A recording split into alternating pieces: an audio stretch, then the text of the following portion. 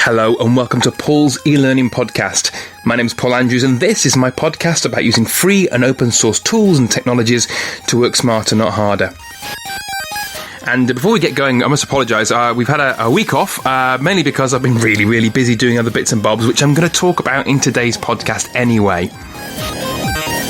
So we'll get cracking with no further ado. So the first thing I really want to talk about is we were very lucky. We got listed, our Google Plus page was listed among the top 99 educational technology pages available on Google Plus. So we came in at number 27, which is great. And what we'll do is, by this podcast, we'll actually put a link to the whole rundown. So if you are on Google Plus or you do want to find out a little bit more about our Google Plus page or have a look at some of the other educational technology Google Plus pages, it's a bit of a mouthful that one, then you can do so by clicking on the link available by this podcast.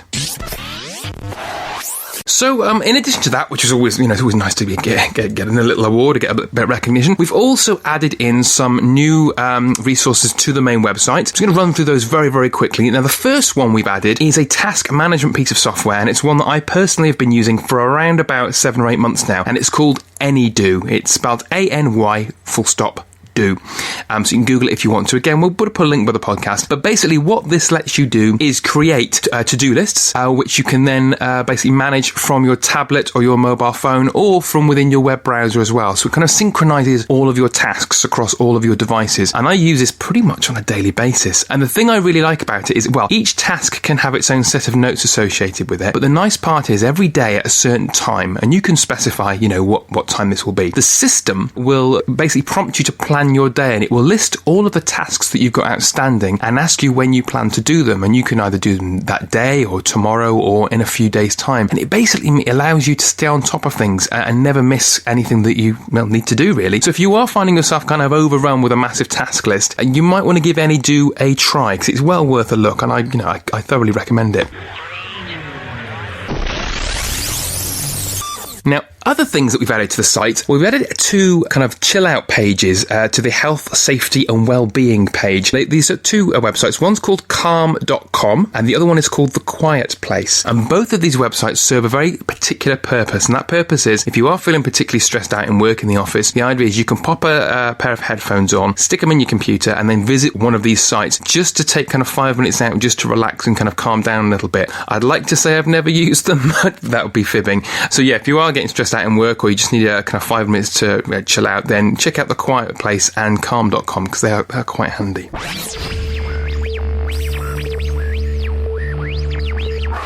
Okay, other resources that we've added. Well, we've added a link to a lovely site called Tagboard. Now, Tagboard has been added to the main Twitter page. And what Tagboard is like a cross between Pinterest and a Twitter wall. So essentially what it lets people do is make posts on various social media platforms. So it could be Twitter or Instagram or Facebook or whatever, with a particular hashtag. So if you're going to use it, if you are a teacher, if you're going to use this with your pupils, your students, you want to set a particular hashtag. If you are a trainer, you're working at a conference, you want to set a particular hashtag. But the idea is, once you've got that hashtag agreed and people are using it, you can use this Tagboard site to create what looks like a Pinterest wall, but it's automatically populated with the photographs and the tweets and the media that have been put up by people who are using that pre-agreed hashtag. So like I say, it's like a cross between Pinterest and a traditional Twitter wall. And it looks really nice. So yeah, if you are looking for an alternative, a slightly different way of displaying a group of tweets around a particular theme, you might want to give Tagboard a bit of a go.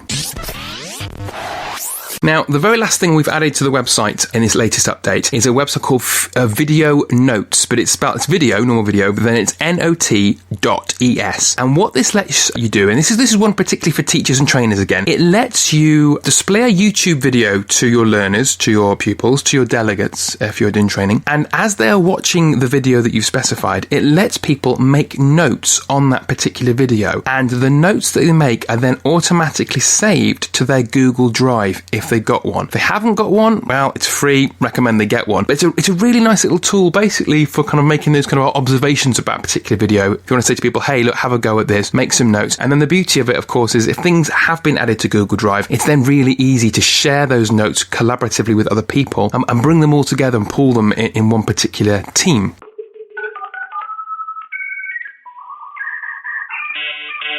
And the final thing just to bring to your attention this week is we have launched a new service aimed at those organisations, schools, businesses or otherwise, that are using Windows XP on their computers. As you may have heard, Microsoft is planning to end support for Windows XP on the 8th of April next year, 2014. And basically what this means is that if you're still running Windows XP after this date, your systems may become vulnerable to external attacks, to malicious attacks. So it's in your best interest to actually migrate from Windows XP to another operating system. Now, what a lot of IT companies are currently doing at the moment is they're kind of rubbing their hands in glee, because what this means is that if you are currently running Windows XP, you have to make some choices on or before the 8th of April. Now, one particular choice might be that you're going to get a new version of Windows. So you might decide if you've got Windows XP, you're going to get Windows 7 or Windows 8. That will cost you a little bit of money. And also you might find that the hardware that you've got at the moment that's running Windows XP might be slightly old and it might struggle to run the new Windows system. So the upshot of this being is you might end up forking out for a new operating system, a new version of Windows, and having to fork out for slightly souped up hardware, or